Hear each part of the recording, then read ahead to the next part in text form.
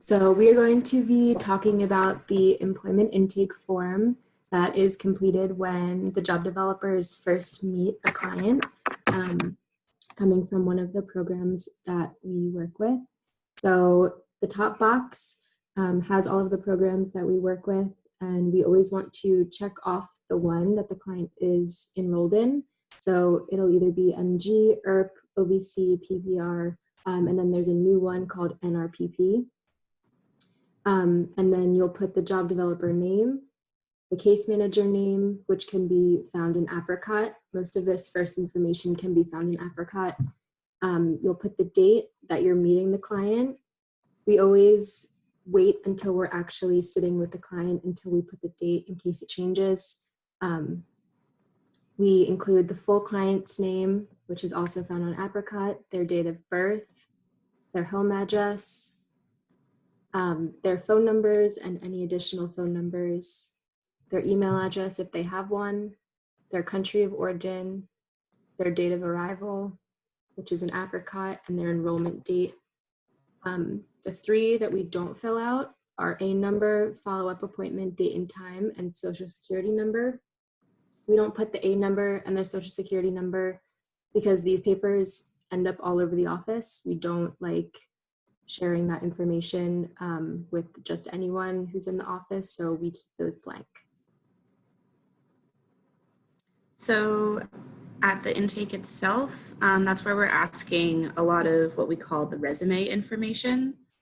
So part of the purpose of an intake is partially so we can get to know clients, but it's also so that we can create a resume for the client to help us apply for jobs for them. So once you're at the intake, like Emma said, you put the date in once you're finally talking to the client, and then we always confirm their address and phone number once we're actually talking to them, just to make sure that no one's moved and everyone has the same phone number. Especially for ERP clients, they may have been in the country for a little longer, and so it's important to confirm these details. Next, we ask about their highest level of education, and you can write down whatever information they give you. It's not necessary to get a very specific name in a very specific town in a very specific country. Just the country is fine. If they remember the city name, that's fine too. And we end up just putting like Pennsylvania High School, for example, something kind of vague because it doesn't really matter that much. The most important part here is to get what type of school it was it. So did they complete some grades in elementary school or middle school or high school or college? And we can put that information here. So completed 10th grade or completed associate's degree or whatever program or whatever grade they finished. Work experience is one of the more important aspects of this section. We ask about their most recent work experience, especially any work experience they have in the United States. From there, we'll ask about any information in other countries, so any work experience in other countries. And this can include informal experience. So if somebody had a hair braiding service that they just did out of their living room, we can put that here. They're a self-employed hairstylist, and that is professional experience, and we want to know about it. We ask then about the most comfortable language to speak in, and you can list that here, and then any other languages spoken. This part is important because, say, somebody's most comfortable language is not widely spoken in the Philadelphia area, but they also speak a more commonly spoken language. Then they can try going to work and learning instructions and learning tasks in that language, in that second language. So we want to know all the language that someone speaks and to gauge, could you go to work primarily speaking this language? Of course, if they also speak English, this top part isn't quite as necessary. And so we like to gauge English ability, good versus fair versus poor versus none. And then we do a scale of 1 to 10 for speaking, reading, and writing. I would say speaking is the most important aspect of these three categories. And we rank it on a scale of 1 to 10, 1 being very low English ability and 10 being very high English ability. And we usually categorize it,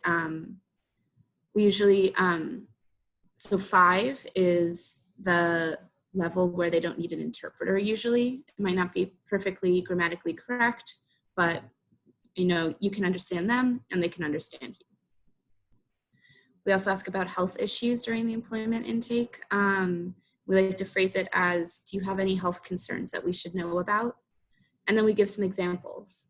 For example, some of our jobs require you to stand for a long time, bend, lift, be in a hot or cold environment. So do you have any health concerns that we should know about? And then people will list something. An important part, just echoing the confidentiality aspect from before in terms of a number and social security number, we also don't want to list any specific maladies on this sheet.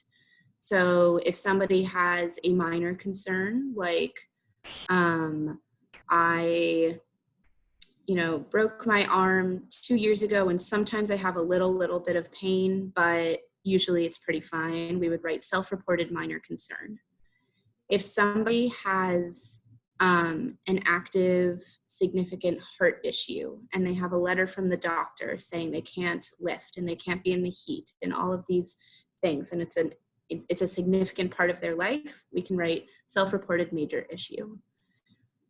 And you can take notes on the specific thing in a private document, either check in with the case manager or in a private document that doesn't have any confidentiality risks. And then there's a space for other notes. So sometimes we'll ask about, does somebody have a driver's license or not?